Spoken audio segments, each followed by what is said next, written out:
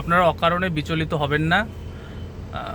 হ্যাঁ, যেটা আমরা এক্সপেক্ট করেছিলাম সেটা হয়নি। মামলা যেটা আমরা ভেবেছিলাম প্রথম দিনেই হয়তো ডিসমিস হয়ে যাবে, যেরকমটা আমরা 7ই জুলাই 2023 সালে দেখেছিলাম, সেইটা হয়নি। কিন্তু তার মানে কখনোই এটা নয় যে এই মামলার এসএলপি অ্যাকসেপ্ট হয়ে গেল। সুপ্রিম কোর্টে এসএলপি দুটো স্টেজে হয়। নাম্বার 1 হচ্ছে এসএলপি আপনার, এটা হচ্ছে প্রথমে হচ্ছে leave grant, special leave petition. এটা লিভ গ্রান্ট করা হোক এই মর্মে, অর্থাৎ সিভিল অ্যাপিল ফাইল করা তারা যেটা করতে পারে তার জন্য এসএলপি ফাইল করা। এই এসএলপি যখন এর পরের যে স্টেজ সেটা হচ্ছে সিভিল অ্যাপিলের স্টেজ। এই মামলা আদৌ এসএলপি অ্যাকসেপ্ট হবে কি না সেই বিষয়টা ডিসাইড করবে পরবর্তী হিয়ারিংয়ে। সেই হিয়ারিং হওয়ার পরে এটা সিদ্ধান্ত হবে যে আদৌ এই মামলাটি অ্যাকসেপ্ট করার মতো কি না।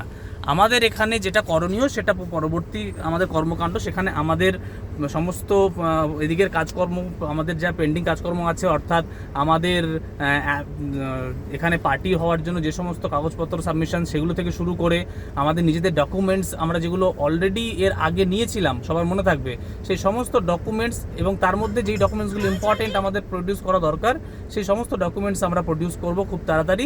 আমরা তার জন্য অ্যাফিডেভিট ফাইল করার জন্য কোর্ট আমাদের পারমিশন দিয়েছে, আমরা সেইভাবে অ্যাফিডেভিট ফাইল করব এবং পরবর্তী আগস্ট মাসে যে শুনানি হবে সেখানের জন্য আমরা প্রস্তুত হব। আমাদের এটা নিয়ে এখন আপনারা ভীত সন্ত্রস্ত হবেন না। অবশ্যই এটা একটা সেটব্যাক, অবশ্যই আমরা যেটা চেয়েছিলাম সেই জিনিসটা আমাদের হয়নি, কিন্তু তার মানে এটা নয় যে আমরা অলরেডি হেরে গেছি। এখানে হেরে যাওয়ার বিষয় কিচ্ছু হয়নি।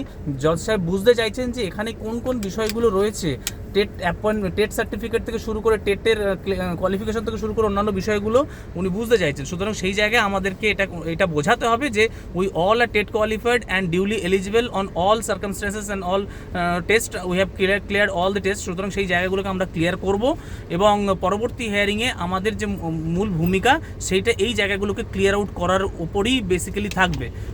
তার জন্য আমরা প্রস্তুতি নেব। সুতরাং অবশ্যই আমরা কনসার্নড হব, অবশ্যই আমরা সচেতন হব, এবং যারা আমরা এখনও ঘুমিয়ে আছি, লিটারালি বলবো আমরা এখনও ঘুমিয়ে আছে যারা, তাদের সজাগ হওয়ার সময় এসেছে। কারণ সংঘবদ্ধ লড়াই দিয়ে আমাদের এই মামলা জিতে আসতে হবে। তার জন্য সবাই সংঘবদ্ধ হন।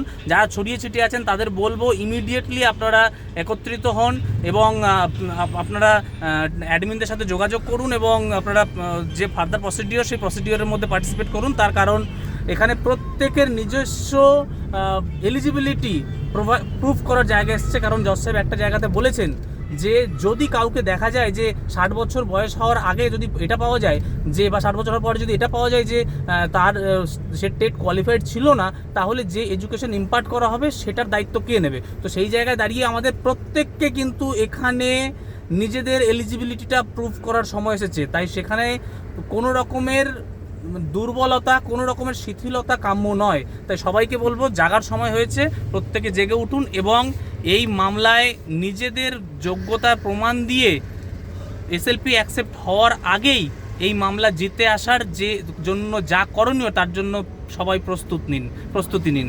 এটা বলেই আমি সবাইকে অ্যাপিল করব যে আর পিছিয়ে থাকার সময় নেই, আপনাদের জয়েন করতে হবে।